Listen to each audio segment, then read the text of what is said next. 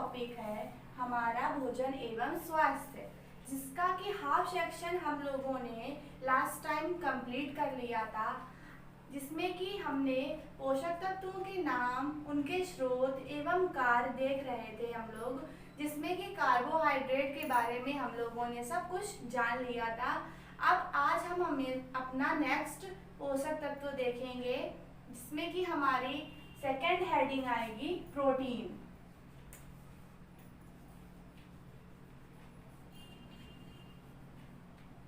Protein तो चलिए start करते हैं। सबसे पहला हमारा आता है कि प्रोटीन। प्रोटीन शब्द आया कहाँ से है? प्रोटीन शब्द की खोज सबसे पहले वैज्ञानिक मुल्डर तथा बर्जीलियस ने 1838 में की थी। कब की थी? 1838 में की थी। अब प्रोटीन बना किससे होता है? तो प्रोटीन का निर्माण कार्बन, हाइड्रोजन, ऑक्सीजन तथा नाइट्रोजन के मिलने से होता है। इसमें हमारा सल्फर, कैल्शियम, आयरन आदि भी पाए जाते हैं। ठीक, तो चलिए लिख लेते हैं थोड़ा। इसमें मेन पॉइंट हम लोग लिख लेते हैं। इसका ये किससे मिलकर बना होता है? इनका निर्माण कार्बन, हाइड्रोजन,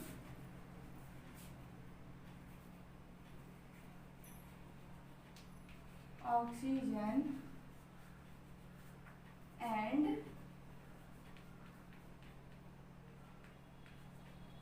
नाइट्रोजन।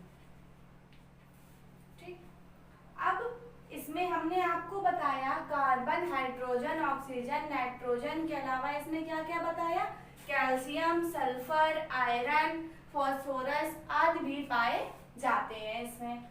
अब हमारा नेक्स्ट पॉइंट आता है कि जो प्रोटीन होते हैं ये किससे मिलकर बने होते हैं? एमिनो एसिड से मिलकर बने होते हैं, जिसमें कि 20 एमिनो एसिड्स में से हमें 10 जो होते हैं वो हमें हमारे भोजन से प्राप्त होते हैं, जिनको कि हम लोग क्या बोलते हैं? Essential amino acid. और बाकी के जो 10 होते हैं वो हमको किससे प्राप्त होते हैं? एनिमल सेल से प्राप्त होते हैं। अब हमारा नेक्स्ट पॉइंट इसमें आएगा कि प्रोटीन कितने प्रकार के होते हैं? कितने प्रकार के होते हैं? Proteins are 3 types. फर्स्ट आएगा हमारा सिंपल, सेकंड आएगा कॉन्जुगेटेड और थर्ड आएगा हमारा डिराइव्ड।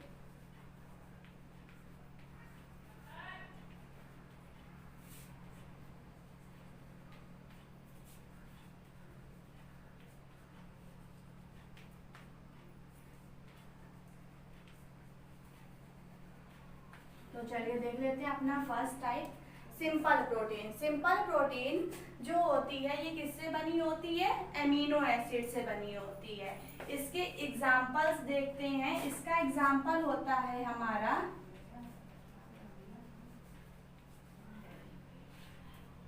एग्जाम्पल आएगा हमारा एक्टिन, मायोसिन,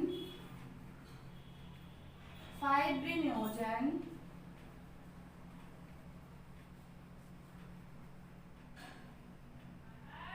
कैरोटीन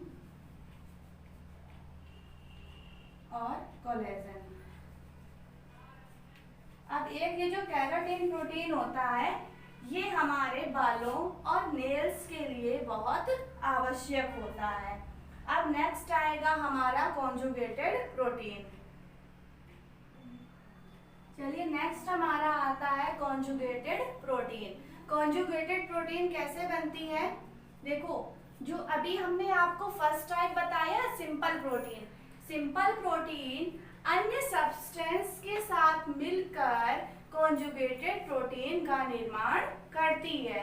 इसके एग्जाम्पल्स होते हैं हमारे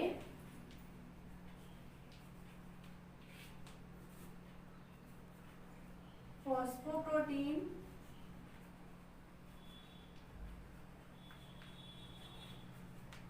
and lipoprotein.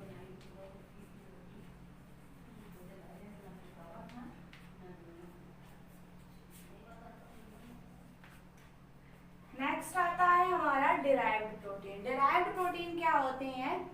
Simple and conjugated proteins के डिकम्पोजिशन से बनने वाले प्रोटीन हमारे डिराइव्ड प्रोटीन कहलाते हैं। ये इसके एग्जाम्पल्स होते हैं हमारे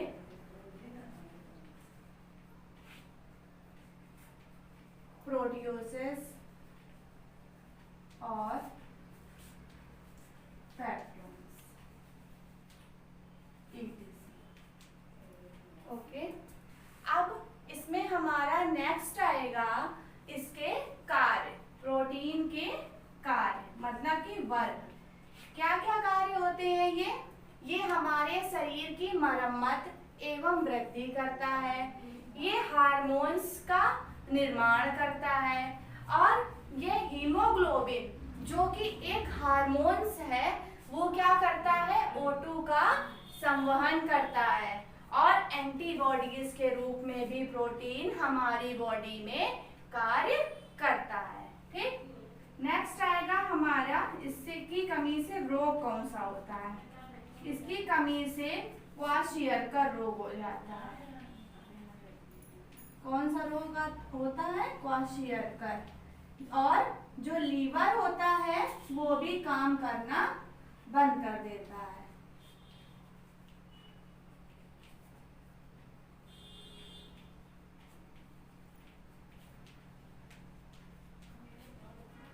अब नेक्स्ट आएगा इसके स्रोत। स्रोत कौन कौन से इसके होते हैं प्रोटीन के? सबसे बड़ा तो होता है हमारा दालें, फिर दूध, मछली और अंडा। अब एक इसमें आता है कि सबसे अधिक मात्रा में प्रोटीन किसमें पाया जाता है? तो सबसे अधिक मात्रा में प्रोटीन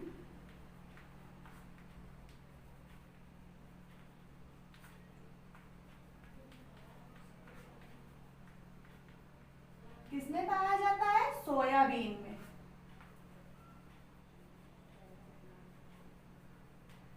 सबसे अधिक मात्रा में प्रोटीन किसमें पाया जाता है? सोयाबीन में पाया जाता है। अब हमारा नेक्स्ट आएगा हमारा पोषक तत्व वसा यानी कि फैट। चलिए अपना नेक्स्ट हम लोग देखते हैं थर्ड नंबर फैट। फैट का निर्माण कैसे होता है? कार्बन, हाइड्रोजन तथा ऑक्सीजन से होता है, बट इसमें जो ऑक्सीजन जो होता है वो बहुत कम मात्रा में होता है। यह जो फैट होता है ये हमारा कार्बनिक सॉल्यूशन में तो ऑर्गेनिक सॉल्यूशन में जो होता है वो तो घुलनशील होता है, पर लेकिन जो जल होता है उसमें ये अघुलनशील होता है। क्यों? आप लोगों ने कभी भी देखा होगा जब हम लोग ऑयल को वाटर के ऊपर डाल देते हैं तो वो उसके ऊपर बना रहता है, नीचे नहीं जाता है। क्यों? क्योंकि जो फैट होता है वो हमारा जल में अघुलनशील होता है। अब इसके बाद हमारा आएगा नेक्स्ट पॉइंट कि फैट के टाइप कितने होते हैं? 3 टाइप्स होते हैं। वही होते हैं जो प्रोटीन के होते हैं, सिंपल, दूसरा कॉन्जुगेटेड और तीसरा डिराइव्ड। जिसमें कि हमारा फर्स्ट आता है सिंपल। सिंपल में हमारा आता है घी, सरसों का तेल,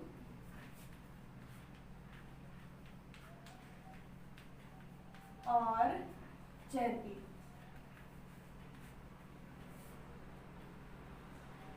इसके बाद नेक्स्ट आता है हमारा कॉन्जुगेटेड, जिसमें कि हमारा आएगा फॉस्फोलिपिड,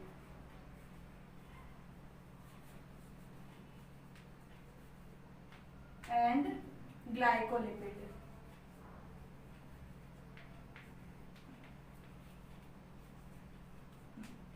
इसके बाद आता है हमारा डेराइव्ड।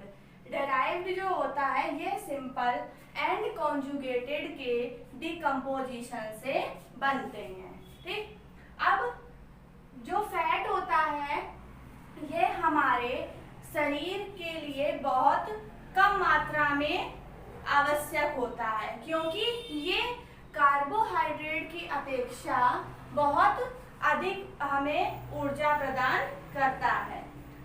अब इसका आता है कार्य, मतलब कि वर्क। इसका कार्य होता है ये हमारे शरीर को आकृति एवं सुरक्षा प्रदान करता है, ऊर्जा उत्पादन में सहायता करता है, हार्मोन्स का निर्माण करता है। ठीक, अब इसके स्रोत होते हैं इसके मछली, मक्खन, घी आदि। देखिए बाकी जो हम लोग पढ़ रहे थे उसमें क्या था कि कमी से रोग हो रहे थे, पर लेकिन फैट में क्या होता है इसकी अधिकता से रोग होते हैं। कि जब हम लोग फैट अधिक मात्रा में खा लेते हैं या वसा जैसे कि ऑयली चीजें, तो क्या होता है कि हमारे शरीर को क्या हो जाता है, मोटापा हो जाता है। मोटापा हो जाता है और हमको हार्ट की डिजीजेस हो जाती हैं। ठीक, एक चीज और, ठंडे प्रदेशों में जो जानवर रहते हैं उनके क्या होता है, उनकी जो त्वचा होती है उसके नीचे एक मोटी सी फैट की परत पाई जाती है, जो कि इनको जो सर्दी होती है इससे बचाती है। अब ये हमारा ये जो फैट है ये यहाँ पे फिनिश हो गया है। अब हम लोग नेक्स्ट वीडियो में हम लोग खनिज लवण और वाटर के